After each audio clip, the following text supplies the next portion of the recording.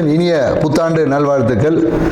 இந்த ஆங்கில புத்தாண்டு பார்த்தீங்கன்னா வியாழக்கிழமை ரோகிணி நட்சத்திரம் பிறக்குது. ஸோ இந்த புத்தாண்டு எப்படி இருக்கும் அப்படின்றத சும்மா ஒரு அனலைஸ் பண்ணுவோம். ஏன்னா இந்த புத்தாண்டு பார்த்தீங்கன்னா 1/1/2026 இது மொத்த கூட்டுத்தொகை பார்த்தீங்கன்னு வச்சுக்கிங்களேன் 3ஆம் நம்பர். ஸோ இந்த வருடத்தோடைய கூட்டுத்தொகை பார்த்தீங்கன்னு வச்சுக்கிங்களேன் 1ஆம் நம்பர் 10 சூரியனோட ஆதிக்கம். இந்த வருடம் வந்து சூரியனோட ஆதிக்கத்திலும் குருவோட தன்மையிலும் இருக்கு. ஏன்னா இந்த 2 கிரகமே பார்த்தீங்கன்னா மிகுந்த வலிமையான கிரகங்கள். ஒன்று ஆன்மீகத்தில் மிக உச்சமானது, இன்னொன்று பார்த்தீங்கன்னா அரசியலில் உச்சம். ஸோ அப்போ இந்த அரசியலுக்கும் ஆன்மீகத்துக்கும் ஒரு மிகப்பெரிய ஒரு போட்டி என்பது இருக்கும். அதே போல் என்னன்னாக்கா அரசியல் ஆன்மீக அரசியல் என்பதும் இந்த காலகட்டத்தில் மக்கள்கிட்ட வந்து கொஞ்சம் சிறப்பாக இருக்கும்னு சொல்ல முடியும். அந்த ஆன்மீகத்தால் நிறைய பிரச்சனைகளும் அரசாங்கத்துக்கு இருக்கும்.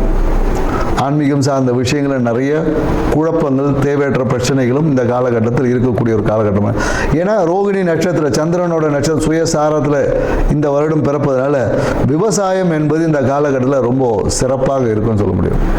விவசாயம் மிக சிறப்பாக இருக்கும். குறிப்பாக என்னன்னாக்கா குழந்தைகளோட நலனை பேணி காப்பதற்காக இல்லை குழந்தைகளோட வெல்ஃபேருக்காக புதிய சட்டங்கள் எல்லாமே வரும். இந்த காலகட்டத்தில் என்னன்னாக்கா அரசாங்கத்தில் பார்த்தீங்கன்னா அதுவும் என்ன மத்திய மாநில அரசாங்கம் இரண்டும் ஒன்று இணைந்து குழந்தைகளுடைய மேம்பாட்டுக்காக ஏதாவது ஸ்கீம்ஸ் குழந்தைகள் ஏற்கனவே ஜெயலலிதா அம்மா பீரியடில் தொட்டில் குழந்தை திட்டம் மாதிரி இந்த காலகட்டத்தில் குழந்தைகள் எதிர்கால நலன் பாதுகாப்புக்காக சில சட்டங்களை உருவாக்கக்கூடிய வாய்ப்புகள் இருக்கு. ஏன்னா காஸ்மெட்டிக் திங்ஸ்ல ஏதாவது ஒரு பிரச்சனைகளை சந்திச்சு காஸ்மெட்டிக் திங்ஸ்க்கு ஒரு ரெகுலேட்டர் ஆக்ட் ஏதாவது வரும்.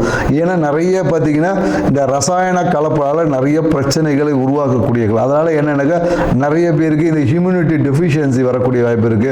ரசாயன கலப்பால நிறைய பாடியில் பார்த்தீங்கன்னா விஷத்தன்மைகள் வந்து அதிகரிக்கக்கூடிய வாய்ப்பு. அதனால என்னன்னாக்கா இந்த காலகட்டத்தில் காஸ்மெட்டிக் திங்ஸ்ல கொஞ்சம் கவனம் தேவை. மருந்து சார்ந்த விஷயத்தில் அந்த ரசாயன கலப்புகள் அதிகமாக அந்த விஷத்தன்மை, அதாவது குறிப்பாக என்னன்னாக்கா அந்த ஹியூமினிட்டி சார்ந்த விஷயம் சொல்லுவாங்களா, ஊட்டச்சத்து மருந்துகள் இல்லை நமக்கு இம்யூனிட்டி அதிகமாக்கக்கூடிய விஷயங்களில் பார்த்தீங்கன்னா ஏதாவது ஒரு ரசாயன கலப்பால் சில பாதிப்புகள் எல்லாமே உருவாகும். அதனால் அதை ரெகுலேட்டர் பண்ணக்கூடிய சில விஷயங்கள் குறிப்பாக தமிழ்நாட்டில் கண்டிப்பாக இந்த மருந்து கட்டுப்பாட்டுக்காக ஒரு வாரியம் இல்லை அதுக்கான ஒரு சிறப்பு விஷயங்கள் அமைவதற்கான வாய்ப்பு இருக்குது. மேலும் பார்த்தீங்கன்னா இந்த காலகட்டத்தில் என்னன்னாக்கா ஏதாவது ஒரு ரயில் விபத்துகள் மாதத்தில் பார்த்தீங்கன்னா ஒரு ஏப்ரல் மே மாதத்தில் ஏதாவது ஒரு ரயில் விபத்துக்கள் சந்திக்கிற வாய்ப்பு இருக்குது.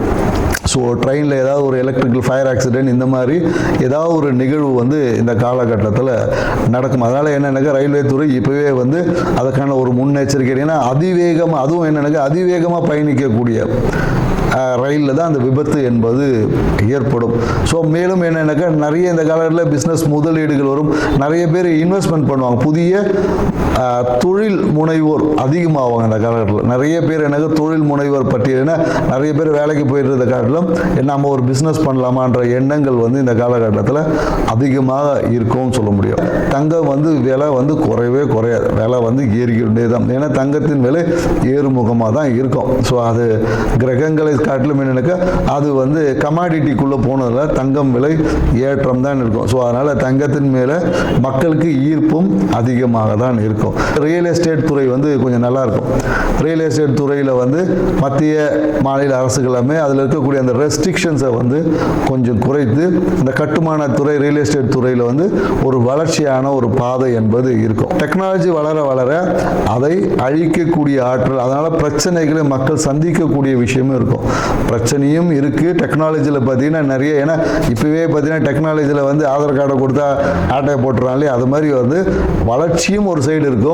அதில் இருக்கக்கூடிய பிரச்சனைகளை கையாளுவதில் அரசாங்கம் வந்து ரொம்ப திணறும்.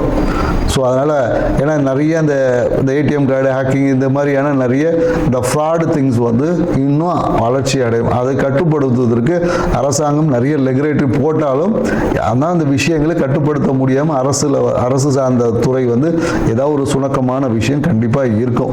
ஆண் குழந்தைகளின் பிறப்பு விகிதம் கொஞ்சம் அதிகமாக இருக்கும். ஆண் குழந்தைகள் இந்த வருடத்தில் அதிகமாக பிறப்பாங்க. இந்த புத்தாண்டு என்பது மக்களுக்கு வந்து ஒரு வளர்ச்சியை கொடுத்தாலும் பொருளாதார புழக்கத்தை ஏற்படுத்தினாலும் எல்லாமே கடன் வாங்கி போகக்கூடிய விஷயமா தான் இருக்கு. ஸோ அதனால மக்கள் தங்களுடைய கையிருப்புக்கு ஏற்ற மாதிரி கடன் வாங்கி உங்களுடைய வாழ்க்கையை அமைச்சுக்குங்க. இந்த புத்தாண்டு ஒவ்வொரு ராசிக்கும் என்ன மாதிரியான பலன்களை கொடுக்க போகுதுன்றத ஒவ்வொரு ராசியை போவோம். வாங்க வீடியோக்குள்ள போகலாம். சிம்ம ராசி அன்பர்களுக்கு மோசஸின் இனிய ஆங்கில புத்தாண்டு நல்வாழ்த்துக்களுடன் இந்த 2026 என்ன மாதிரியான பலன்களை கொடுக்க போகுது சிம்ம ராசிக்கு, எங்கெங்கெல்லாம் அதிர்ஷ்ட வாய்ப்புலாம் இருக்குது, அதை தான் இப்போ நம்ம பார்க்க போகிறோம். ஸோ இந்த அதிர்ஷ்ட வாய்ப்புகள், ஏன்னா இந்த காலகட்டம் என்னென்ன சிம்ம ராசிக்காரங்க ஆசைப்பட்ட சொல்லுவாங்க இல்லையா, ஆசைப்பட்ட எல்லாத்தையும் காசு இருந்தால் வாங்கலாம் அப்படின்ற மாதிரி அம்மா வாங்க முடியாதுன்னு சொல்லுவாங்க. ஆனால் நீங்கள் இந்த காலகட்டத்தில் ஆசைப்பட்டு எல்லாத்தையும் வாங்குவீங்க. அம்மாவுடைய ஆசீர்வாதத்தோட அம்மாக்கிட்டையும் காசு வாங்குவீங்க. அம்மாவுடைய பணமும் உங்களுக்கு கிடைக்க போகிற ஒரு ஆண்டு தான் இது. அம்மா மூலயமாக வீட்டின் மூலயமாக வருமானம், சொத்தின் மூலயமாக வருமானம், இது எல்லாமே எது எதெல்லாம் உங்ககிட்ட இருக்குது அதன் மூலயமெல்லாம் காசு வரப்போகுதுங்க உங்களுக்கு. அப்புறம் என்னங்க இருக்குது, இதுக்கு மேலே என்ன இந்த ஆண்டு வேறு இதுக்கு மேலே என்ன பண்ணோம்? ஸோ இந்த காலகட்டத்தில் நீங்கள் என்ன பண்ண போகிறீங்கன்னா, உங்களுக்கு பேச்சில் ரொம்ப சூப்பராக பேச போகிறீங்க. உங்களோட பேச்சை பார்த்தே பல கட்சிக்காரங்களும் உங்களை கூடுவாங்க. அரசியலில் நீங்கள் இருந்தீங்கன்னா எப்போ அவரை கூடுப்பா, அவர் பேசினா சூப்பராக இருக்குது. ஏன்னா நீங்கள் உங்களோட பேச்சில் வந்து அந்த ஸ்ட்ராட்டஜி இருக்கும். ஸ்ட்ராட்டஜிக்கல் ஸ்பீச் அப்படி என்பது சிம்மராசியோட ஒரு பொக்கிஷம். அந்த ஸ்ட்ராட்டஜிக்கலாக நீங்கள் பேசக்கூடிய அந்த விஷயங்கள் எல்லாம் மக்களை கவரக்கூடியதாக இருக்கும். ஸோ இந்த காலகட்டத்தில் என்னென்னாக்கா நிறைய பேர் வீடு கட்டி வீடு வாடகை விட்டு வீட்டின் மூலமாக வருமானத்தை ஈட்டக்கூடிய ஒரு ஆண்டு. நிறைய பேருக்கு வாடகை விட்டு வருமானம் பண்ணுவாங்க. அப்போ வாடகை விடுறதுக்கு வீடு வேணும்ல, அப்போ அந்த வீடு அமையும். மனம் பார்த்தீங்கன்னா எப்போதும் இந்த மாதிரியான விஷயங்கள் செயல்படும். ஓகே, வீடை கட்டுவோம், இதை பண்ணுவோம், அதை பண்ணுவோம் அப்படின்னு சொல்லி ஏதோ ஒரு விஷயங்கள் ஈடுபட்டு கொண்டே இருக்கும். வாழ்க்கையின் உச்சத்தை அடைவோம். ஏன்னா 7ல் ராகு பகவான் இருக்கார். இங்கே தான் கொஞ்சம் நேரம் ஃப்ரெண்ட்ஸ் வந்து உசுப்பேற்றி விடுவான். நண்பர்கள்கிட்ட கொஞ்சம் கவனமாக இருக்கணும். ஏன்னா எல்லாரும் உங்களை உசுப்பேற்றி விட்டுட்டு அவன் வேலையை பார்க்க போயிடுவான். நீங்கள் பாட்டு அப்படியே ஒரு மயக்கத்தில் இருந்தீங்கன்னா அப்புறம் இந்த ஆண்டு முடிஞ்சிடும். ஸோ அதனால் இந்த ஆண்டை நீங்கள் விழிப்பாக இருந்தீங்கன்னா அதிர்ஷ்டத்தை அள்ள போகிறீங்கன்னு சொல்ல முடியும். நிறைய பேர் என்னென்னாக்கா இந்த காலகட்டத்தில் என்னென்னாக்கா உங்களோட முதலீடுகளில் கொண்டு தொழிலை தொடங்க போகிறீங்க. ஏற்கனவே எங்கேயோ போட்டு வச்சுருப்பீங்க. ஸோ அந்த முதலீடுகள் வெளிநாட்டில் போய் தொழில் தொடங்கக்கூடிய வாய்ப்பும் இருக்குது. உங்களோட பிரான்ச்சை வெளிநாட்டில் ஓப்பன் பண்ணக்கூடிய ஒரு வெளியூரில் ஓப்பன் பண்ணக்கூடிய வாய்ப்பு இருக்குது. ஸோ நிறைய பேர் என்னக்கா தொழில் என்பது விரயம் ஆகணும். தொழிலுக்காக விரயம் என்பது இருக்குது. தொழிலே விரயம் ஆகாது. அப்போ என்னென்னாக்கா நீங்கள் அதையே, அதாவது என்னென்னா டெய்லி மூவ் ஆகக்கூடிய ஒரு பொருளை நீங்கள் வியாபாரமாக பண்ணி பாருங்கள். டெய்லி இன்ட்ரா ட்ரேடிங்னு, இப்போ நீங்கள் ஷேர் மார்க்கெட்டில் இருந்தால் டெய்லி இன்ட்ரா ட்ரேடிங் இருக்குல்ல, டெய்லி ஷேர் வாங்கி விற்கிறது, இந்த மாதிரியான விஷயங்கள் குறைந்த அளவு முதலீடு பண்ணணும். அதிகமாக பண்ணுவோம். ஏன்னா 7ல் ராகு இருக்குது, பேராசையை தூண்டும். இன்றைக்கே பண்ணிவிட்டு நாளைக்கே 100 கோடி அடிச்சிடலாம் சொல்லும். ஆனால் அப்படிலாம் செய்யக்கூடாது. புரியுதுங்களா? உங்கள் கையிருப்பில் எவ்வளோ இருக்கோ அதில் 5% அவ்வளோதான். 1 லட்ச ரூபா வச்சுருக்கீங்களா, 5000 ரூபா முதலீட்டில் தான் நீங்கள் ஷேர் மார்க்கெட் பண்ணணும். அப்படி பண்ணிங்கன்னா தான் உங்களுக்கு அது பெரிய லாபத்தை பெற்று தரும். 1 லட்ச ரூபா இருக்குது, 1 லட்ச ரூபா போட்டிங்கன்னா 10 லட்ச ரூபா ட்ரேட் பண்ணலான்னு பண்ணிங்கன்னா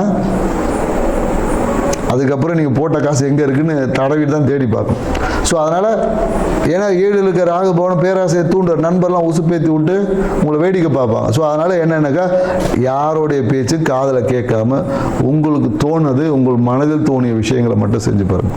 ஏன்னா இந்த காலகட்டத்தில் மனசில் நிறைய ஆன்மீக சிந்தனைகள் தோண்டும். ஆன்மீக உங்கள் குலதெய்வத்தை அருளால் நிறைய அபரிவிதமான நன்மை கிடைக்க போகுது. நீங்கள் எனக்குலாம் இதெல்லாம் கிடைச்சா நல்லாயிருக்கும்னு நினச்சது எல்லாமே கிடைக்க போகுதுங்க. இதுக்கு மேலே என்ன 2026 உங்களுக்கு வேறு என்ன பெருசாக கொடுத்துட்டு போகுது. ஸோ அப்போ என்னென்னாக்கா திருமணத்துக்காக காத்து இருக்கிறவங்கள கண்டிப்பாக இந்த காலகட்டத்தில் ஒரு இன்டர்காஸ்ட் மேரேஜ் நடக்கும். திருமணம் சிம்ம ராசிக்காரங்கள எப்படியும் ஒரு கலப்பு ஜாதி இல்லை வேறு மதத்தை கூட இருக்கக்கூடிய ஒரு பெண் வந்து அமைவதற்கான வாய்ப்பு இருக்குது. 2ஆம் திருமணத்துக்கான விஷயம் இருக்கிறவங்க எல்லாமே பார்த்தீங்கன்னா ஒரு பெரிய பிரச்சனை ஆகும். பிரச்சனைக்கு அப்புறம் தான் திருமணம் நடக்கும். 2ஆம் திருமணத்துக்காக காத்திருக்கக்கூடியவங்களுக்கு திருமண வாய்ப்புகள் என்பது இருக்குது.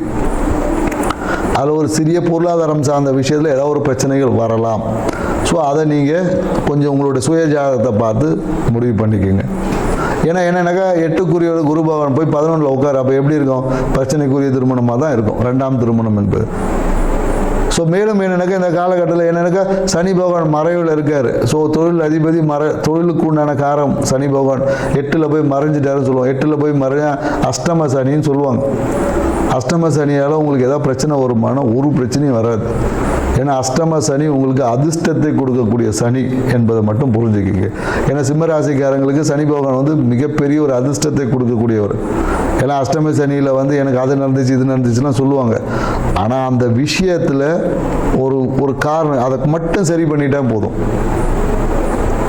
சில அஷ்டம சனி காலங்களில் நீங்கள் என்னன்னாக்கா போய் ஆன்மீக ஸ்தலங்களில் இருக்கக்கூடிய காமதேனு காளமாட்டுக்கு இல்லை பசுமாட்டுக்கு அகத்திக்கீரையை ரெகுலராக கொடுத்துட்டு வாங்க. ஒவ்வொரு வியாழக்கிழமையிலும் கொடுத்துட்டு வாங்க. சனி பகவான்கிட்டேருந்து அபரிவிதமான நன்மைகள் கிடைக்கும். உங்களுக்கு எது அஷ்டம சனி வந்து இதை பிடுங்கிச்சு அதை பிடுங்கிச்சின்னு சொல்லுவாங்க. எங்கன்னா பிடுங்கியாவது உங்களுக்கு கொடுத்துருங்க. ஏன்னா இங்கே ஜோதிடம் என்பது என்னன்னாக்கா பிரச்சனையை சொல்கிறதுக்கு இல்லை, பிரச்சனைக்கான வழியை சொல்வது தான் ஜோதிடம். இங்கே உட்காந்து பிரச்சனையை மட்டும் பேசிட்டு போவோம், நம்ம உட்காரல. பிரச்சனைக்கான வழி எங்கே இருக்குது அதை அணுகுங்க. அப்போ தான் அதிர்ஷ்டம் வரும். நீ பாட்டு டோரை கதவெல்லாம் மூடிக்கிட்டு காற்று வரலன்னு உட்காரக்கூடாது. உடனே எங்கள் வீட்டில் ஏசி இருக்குன்னா சொல்லுவீங்க. ஸோ அதெல்லாம் இங்கே வந்து ஏசினாலும் கரண்ட் பில் கட்டணும். ஸோ அதனால் என்னென்னாக்கா இங்கே விஷயம் என்னன்னாக்கா ஆன்மீகத்தில் இருக்க நுணுக்கங்களை நம்ம முன்னோர்கள் அபரிவிதமாக அவ்வளோ விஷயம் கொடுத்துருக்காங்க. அதோட புரிதல் கம்மியாக இருக்கிறதுனால நம்ம எடுத்து தின்ன முடியாமல் இருக்கிறோம்.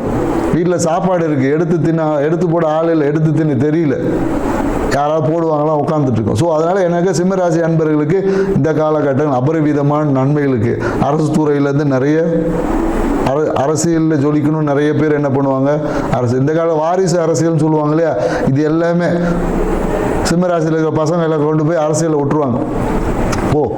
நீங்கள் கட்சியில் சேர்ந்துரு, பையனை வந்து அரசியலில் புகுத்தக்கூடிய வாய்ப்புகள் எல்லாமே இந்த ஆண்டு இருக்குது. ஸோ நீங்கள் ஒரு அரசியல் தலைவர் எது இருந்தாலும் சிம்மராசிக்காரன் அவங்க பையன் கண்டிப்பாக இந்த காலகட்டத்தில் அரசியல் ஈடுபடுவார். ஸோ அது எந்த ஒரு மாற்று கருத்தும் கிடையாது. அரசியல் ஈடுபட்டு இந்த எலெக்ஷனில் வந்தால் போஸ்ட் எப்படியோ வாங்கிடுவாங்க. ஆனால் அதே மாதிரி தான் சிம்ம ராசி இந்த காலகட்டத்தில் பார்த்தீங்கன்னா எப்படியும் உதய சூரியன் உதிக்கும். சிம்ம ராசியில் இருக்கக்கூடிய உதய சூரியன் உதிக்கும் என்ற தகவலோட இந்த 2026ஆம் ஆண்டு உங்கள் வாழ்வில் அற்புதங்களை கொடுக்கக்கூடிய ஆண்டு அமைய சிவாலயங்கள் இருக்கிற இல்லை ஆன்மீக ஸ்தலங்கள் இருக்கக்கூடிய காமதேனுக்கு இல்லை பசுமாட்டு காளமாட்டுக்கு அகத்திக்கீரையை கொடுத்து உங்கள் வாழ்க்கையை அதிர்ஷ்டமாக தான் மாற்றிக்கங்க. நன்றி, வணக்கம்.